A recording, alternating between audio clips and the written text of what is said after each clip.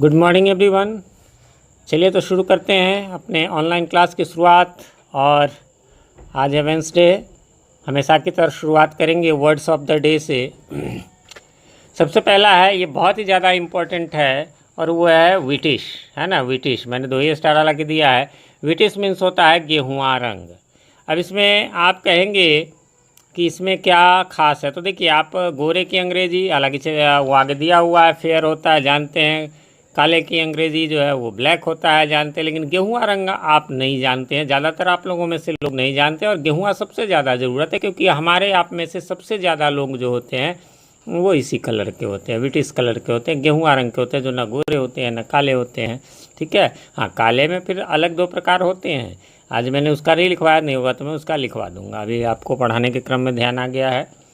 चलिए, तो second word है हमारा फेयर। लेकिन फेयर मीन्स सिर्फ हमें गोरा नहीं समझना है, इसके और भी कई मीनिंग है ना। गोरा खूबसूरत तो एक जैसा हो गया, और जैसा कि आप सबको पता होगा जब मैं सेमी कोलन दे देता हूँ तो इसका मतलब हो जाता है कि ये एक अलग मीनिंग था और इसी का फिर एक दूसरे टाइप का मीनिंग। जैसे एक साफ, अब कहेंगे साफ, हाँ गोरा जैसा ही साफ होता है, बट इसके हिंदी में भी जैसे 2 मीनिंग होते हैं। यहाँ समझिए मीनिंग आपकी, एक रफ कॉपी होती है, एक फेयर कॉपी होती है। वो क्या कॉपी होती है उसमें और उसमें क्या डिफरेंस होता है? वो साफ होता है, उसमें आप अच्छे से लिखते हैं। ऐसा नहीं, बहुत सारे लोग समझते हैं कि रफ कॉपी है तो इसमें सब सब्जेक्ट मिला के बनाएंगे और फेयर है तो अलग। नहीं जी, फेयर भी मिक्स्ड सब्जेक्ट्स का हो सकता है, मिसलेनियस सब्जेक्ट्स का हो सकता है, और रफ भी मिसलेनियस का। रफ को अक्सर लोग चूँकि रफ ही होता है तो जैसे तैसे अपना कर लिए, सारे सब्जेक्ट या फेयर करना तो एक साथ एक रहे। फेयर मीन्स पूरा साफ, तो एक तो राइटिंग साफ हो एक विषय का एक जगह, इसलिए। और फिर हमारा आज का इसी का थर्ड मीनिंग है मेला।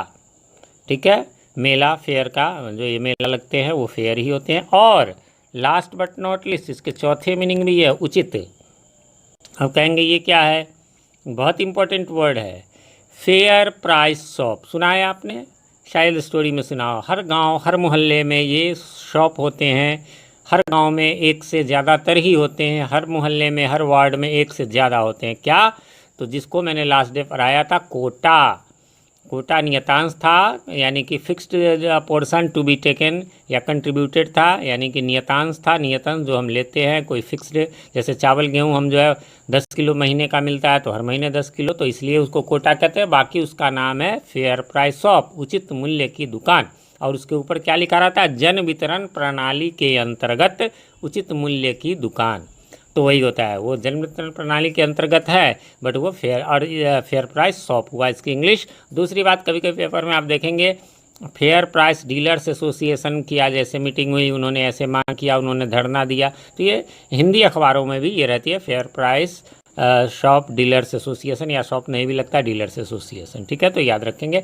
अब है कि आपसे कोई पूछ सकता है आपका कम्प्लेक्शन क्या है ना। कम्प्लेक्शन, कम्प्लेक्शन का मीनिंग जो है वो होता है रंग, है ना। जो ये उसका कम्प्लेक्शन विटिश है, उसका फेयर है, तो ये से रिलेटेड वर्ड है। कम जानते हैं लोग, लेकिन इसको याद रखेंगे, रट लेंगे। रंग रूप कह लीजिए, वर्ण कह लीजिए, या चेहरा कह लीजिए। ठीक है। उसके बाद है बूट। बूट मीन्स जूता, बड़ा एवं भारी जूता, है ना। बूट को बूट ही कहे तो ज़्यादा बढ़िया है, यानी जो आर्मी वगैरह को आप देखते होंगे वो लोग का भारी वाला रहता है, वो बूट ही रहता है। हल्के वाले को फिर इसी प्रकार स्नीकर्स कहते हैं, है ना। और शूज़ तो नॉर्मल हो गए, कॉमन हो गए। ट्रेटर, ट्रेटर मीन्स होता है विश्वासघाती, देशद्रोही। ठीक है, तो ये थे आज के वर्ड्स।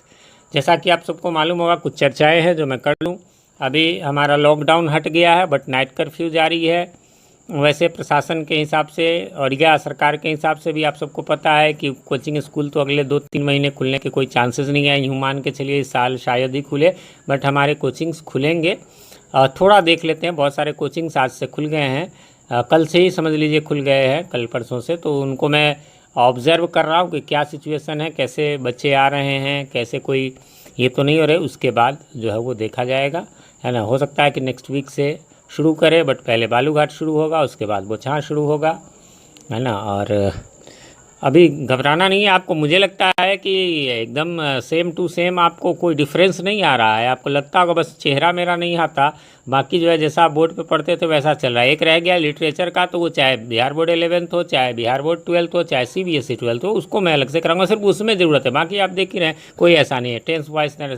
तो इन सब के लिए काफ़ी समय है, ज़्यादा घबराने की ज़रूरत नहीं। होता क्या है कि बहुत सारे लोग मुझे मैसेज और फ़ोन कर रहे हैं, बट उनको शायद मैं बता दूं लोगों को कि जब कोरोना की वजह से बंद होने वाली बात आई तब भी मैं सबसे लेट तक चलाया, लगभग पूरा अप्रैल चलाया, लेकिन लोग अप्रैल के शुरुआत से ही आना छोड़ दिए, तब जा कर के मैंने मई से बंद कर दिया। वो मई को भी 1 मई तक मैंने पढ़ाया ही था, उसके बाद से मैंने छोड़ दिया 1 या 2 मई तक, उसके बाद तो 5 से लॉकडाउन ही हो गया था। इसी प्रकार अभी खोलने पर मुझे लगता है, पिछले साल का भी अनुभव है, आते हैं बच्चे जो है वो बहुत कम, बस 2-4 आते हैं, 50% भी नहीं आते हैं। फिर वो बच्चे आएंगे, उनको फिर प्रॉब्लम होगी, वो कहेंगे कि हमें पढ़ाइए। तो इसलिए तब तक कोशिश करें, इसी से आप लोग ऑनलाइन पढ़ते रहे। कोई दिक्कत हो तो उसके लिए फिर वेलकम है, कोई दिक्कत नहीं है। अब मैसेज खास कर करें, फ़ोन हो सकता है, क्योंकि अभी मैं लगा हुआ हूँ अपने ऑनलाइन जो ये हमारे यूट्यूब चैनल्स हैं दोनों, तो उन पे वीडियोज़ डालने का। एक चैनल पे जीटी गुरुजी पे तो मैंने लगभग सितंबर तक का वीडियो डाल दिया, अक्टूबर में हाथ लगा दिया है। और ये पीके मंत्रा पे अभी करेंटली चल रहा है, बस 2-3 वीडियोज़ एक्स्ट्रा है। तो कहने का मतलब इन सब में मैं लगा रहता हूँ, तो थोड़ी सी व्यस्तता होती है, इसलिए मैं फ़ोन ना भी रिसीव करूँ, आप व्हाट्सएप मैसेज करें या कोई भी मैसेज डायरेक्ट टेक्स्ट मैसेज भी कर सकते हैं। चलिए तो चलते हैं आज के अगले पॉइंट पर। अगला है हमारा कि पिक आउट द इन्फिनेटिव, जो पिछले दिन हमने बनाया था। In the following sentences, infinitives आपको याद होगा 2 + V1 होता है। वैसे उसके अलावा आपको बता दें जो एक और भी होते हैं जिसमें 2 नहीं लगते हैं, है ना, तो वो वाले भी इसमें आपको आएंगे। चलिए तो जानते हैं, उसको बेयर इन्फिनेटिव कहते हैं। तो पहला में कौन सा है, तो ये टू हेल्प है, ठीक है, टू हेल्प इसका जो है वो आ जाएगा। इसी प्रकार सी मेड मी लाफ, यहाँ पर लाफ है। अब देखेंगे 2 तो नहीं है, लेकिन उसमें रूल में मैंने बताया था कुछ ऐसे वर्ड्स हैं जैसे मेड है, हर्ड है ना, हियर है, उसके बाद आपको लेट होगा। इसके अलावा आपको कैन, कुड, में, माइट वाला यानी कि मॉडल वर्ब्स होगा। तो उन सब में जैसे कि यहाँ पर है, उन सब के बाद भले ही वो 2 ना लगा हुआ हो, बट उसको हम बेयर इन्फिनेटिव के तौर पर यानी इन्फिनेटिव के तौर पर ही उसका यूज़ करते हैं, ठीक है। चलिए तो अगला में चलते हैं। तो इसमें आई हर्ड हिम क्राई, तो यहाँ पर क्राई हो जाएगा, मतलब उस हर्ड उस मेड के बाद जो है। फोर्थ में मैंने कहा यहाँ कैन जो है मॉडल वर्ब्स है, इसलिए इसके बाद डू यहाँ पर आपको इन्फिनेटिव है। Give me a book to read, यहाँ पर तो 2 + V1 है, इसलिए टू रीड जो है इन्फिनेटिव है। इसमें 2 जगह है, टू सी और टू बिलीव, तो दोनों ही आपको इन्फिनेटिव्स होंगे। इसी प्रकार से इसमें लेट वाले में है तो यहाँ पर गो हो जाएगा, बेयर इन्फिनेटिव है। ये सॉ यहाँ लगा हुआ है, इसमें भी स्लीप जो होगा वो इन्फिनेटिव हो जाएगा, ये बेयर इन्फिनेटिव है। यहाँ पर भी जो इस प्रकार से डज नथिंग करके और बट के बाद रहे ये प्ले, तो यह भी आपको जो है बेयर इन्फिनेटिव है। टीच मी टू डांस, यहाँ तो खैर 2 + V1 है ही। तो इस प्रकार से आज आपका ये इन्फिनेटिव्स वाला ख़त्म हो गया। अब नेक्स्ट डे आपको जेरेंड वाला रहेगा। वीडियो का लिंक भी मैंने दे दिया था, उसमें से आपने देखा होगा, पिछले 2 दिनों के वीडियो में लिंक था, नहीं तो फिर से देख लें, है ना, या फिर मेरे पीके मंत्रा इंग्लिश क्लासेस पर सिर्फ आप टाइप करें वर्ब्स और लिख दे पीके मंत्रा, बस इतना ही लिख दीजिए, वर्ब्स पीके मंत्रा। आपको मेरे 4 वीडियोज़ जो बहुत ही पॉपुलर हैं, बहुत ही हिट हुए थे, जिसमें का first video part 1 video 4 part में बनाया, उसमें 50,000+ व्यूज़ हैं उसमें, तो उसको देख करके और क्लियर कर सकते हैं। बाकी मैंने ऑनलाइन भी आपको पढ़ाई है, तो उससे भी आप देख सकते हैं। चलिए तो आज का हमारा अगला, जैसा कि हम लोगों ने शुरू किया पिछले दिन एडवर्ब्स का डेफिनेशन, तो आज उसके सिर्फ काइंड्स में ही बोर्ड भर गए हैं, थोड़ा ही जगह बचा था, तो सिर्फ उसी को जान लेते हैं, काइंड्स ऑफ एडवर्ब को। तो कह रहा है कि kinds of adverbs can be divide and maximum into 10 kinds या ग्रुप्स, यानी एडवर्ब्स को, क्रिया विशेषण को अधिकतम 10 भागों में बांटा जा सकता है। एक चीज़ मैं आपको बता दूं, ये मैं पहले भी आप लोगों को बोला था, चाहे जूनियर में रहता भी है बहुत सारे में, तो जितना मैक्सिमम से मैक्सिमम हो सके उसको हमें जानना चाहिए। जैसे नाउन है, आप 5 काइंड्स भी है, 3 काइंड्स भी है, बात पूरी आ जाती है 3 काइंड्स में भी, 5 काइंड्स में। यदि हम 5 में पढ़े, थोड़ा ज़्यादा पढ़े, डिटेल में पढ़े तो और अच्छा रहता है, ठीक है। और एक चीज़ और ध्यान रखेंगे कि ये ग्रामर जो आप पढ़ रहे हैं, इसमें CBSE वाले बच्चों को भी मैं ज़बरदस्ती इसमें पढ़ाता हूँ, और चाहे ऑफलाइन हो तो भी, और जबकि उनको ग्रामर सेक्शन आता ही नहीं है ना। लेकिन कहने का मतलब बिहार बोर्ड वाले भी ये सिर्फ इसको ये ना समझ लें कि हमें ये पढ़ना है। भैया एक तो ग्रामर वैसे भी ज़रूरत है, चाहे वो स्पोकन के लिए हो, रिटन के लिए, और सबसे ज़रूरी जो कंपटीशन के लिए, उसमें आपको इन सब चीज़ों की ज़रूरत पड़ती है। एग्ज़ाम को छोड़ दीजिए, ये वाले तो आजकल ऑप्शन वाले हैं, फिर कोरोना काल में वैसे ही चलेगा अगले साल, है ना। CBSE वाले को सिलेबस में छूट मिलेगी, बिहार बोर्ड वाले को और ऑब्जेक्टिव्स कहीं बढ़ाए जा सकते हैं, ये मेरा प्रेडिक्शन अभी से है, क्योंकि 1 साल भर अब आखिरी है ये कोरोना काल, इसके बाद तो वैक्सीनेशन। हाँ, वैक्सीनेशन से याद आया, आप लोगों को मैं बता दूं, मुझे लगता है आप लोगों ने बुक कर लिया होगा, आपके घर में जो भी 18+ के लोग हैं उनके लिए मुजफ्फरपुर शहर में भी बहुत सारे सेंटर्स खाली है। SKMCA जो मेडिकल है वो है, आपको या बीबी कॉलेजिएट है, महिला शिल्पकला यानी एमएस के भी, इन सब में 200, 250, 300 स्लॉट्स हैं। मुझे बहुत सारे मैसेजेस आज आए हैं उसी की तरफ से, हेल्थ डिपार्टमेंट की तरफ से। उस मैंने कभी रजिस्टर किया था, उसमें मैसेज किया था कि जब अवेलेबल हो तो सारे जगह का, सारे मीनापुर, गायघाट, बोचा, सब जगह अवेलेबल है। तो आपके घर में जो भी लोग हैं उनको दिलवा दें।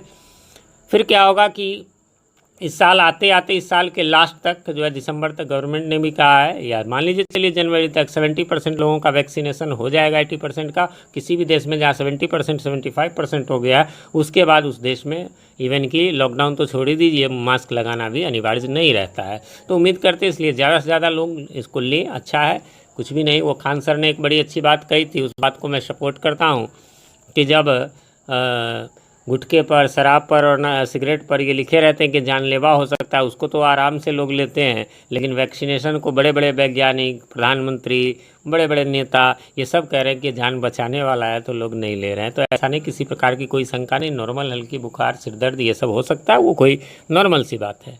चलिए तो जानते हैं 10 को आज हम लोग इसमें पहला है, तो ये कंपटीशन वगैरह में बड़ा काम आने वाला है ना, एडवर्ब्स ऑफ टाइम।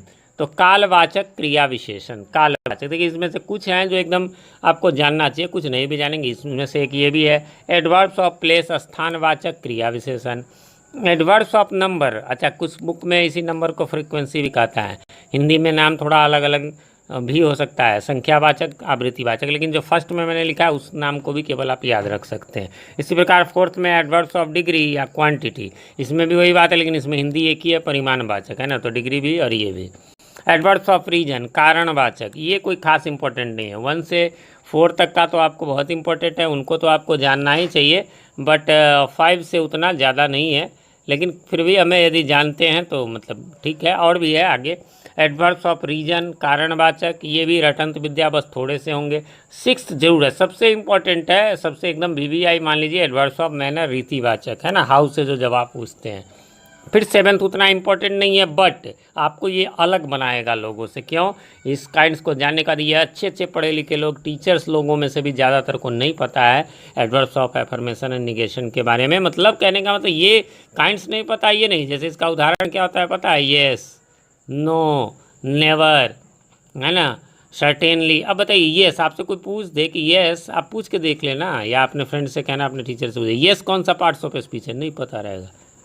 ये यही है, एडवर्ब्स ऑफ एफर्मेशन है। एंड नो जो है एडवर्ब्स ऑफ निगेशन है, जो शुरू में नो लगता है, बाकी बीच में आई हैव नो पेन तो वो तो एडजेक्टिव हो जाएगा। लेकिन ऐसे जो कहते हैं yes I have a pen, no I have not a pen, तो शुरू में जो वाक्य के नो रहे वो एडवर्ब ऑफ निगेशन है।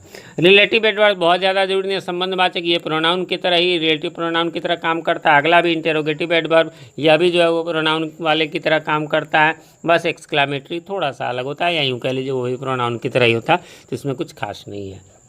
जनरल सिलेबस हमारा आज का यहीं पर समाप्त होता है। और आज हमारे लिए है पोम, है ना, ये बिहार बोर्ड 11th के लिए, जिस पोएम का नाम है stopping by woods on a snowy evening, और जिसके पोएट हैं रॉबर्ट फ्रॉस्ट। तो जैसा कि आप सबको पता है, इसके वीडियो आपको ऊपर आई बटन में मिल जाएंगे, और मैं ग्रुप में भी भेज दूंगा, तो वहाँ से आप इसको समझ लेंगे। बट मैं यहाँ रीडिंग करवा देता हूँ, आप लोग रीडिंग ज़रूर करें इसको। फिर से मैं पोएम का नाम बोलता हूँ, stopping by woods on a snowy evening, Robert Frost के द्वारा। चलिए पढ़ते हैं अब। Whose woods are these, whose woods these are, I think I know, ठीक है। His house is in the village though, THOUGH, इसको दो पढ़ेंगे। He will not see me stopping here to watch his woods fill up with snow. My little horse must think it queer to stop without a farmhouse near, between the woods and the frozen lake, the darkest evening of the year. इसको ध्यान से, मैं कई बार बोल चुका हूँ आप लोगों ने, तो AN में कन्फ्यूजन होता है, 3-4 बार बता चुका हूँ। YEAR, ईयर, य और ईयर, ईयर पढ़ेंगे, ठीक है। अगला है हमारा, he gives his harness bells a shake to ask if there is some mistake, the only other sounds the sweep of easy wind and downy flake. Last stanza है, the woods are lovely dark and deep but I have promises to keep and miles to go before I sleep and miles to go before I sleep. वैसे इन सब के लिए आपको यहाँ पर word meanings भी दिए गए हैं, इससे भी आप उच्चारण देख रहे हैं। THOUGS तो 2 है, मीनिंग भी है। वैसे और सब भी पोएम में ऐसे वर्ड मीनिंग्स रहते हैं, तो इससे आप प्रयास करें पढ़ने का और बाकी वीडियो से समझने का। बाकी मैंने पहले ही कहा कि लिटरेचर जो है यानी अंग्रेजी की किताबों वाला जो भी पोएम प्रोज है उन सबको मैं फिर से रिपीट करूँगा ऑफलाइन क्लासेस में। चलिए तो फिर मिलते हैं कल के क्लास में, तब तक के लिए हैव अ नाइस डे।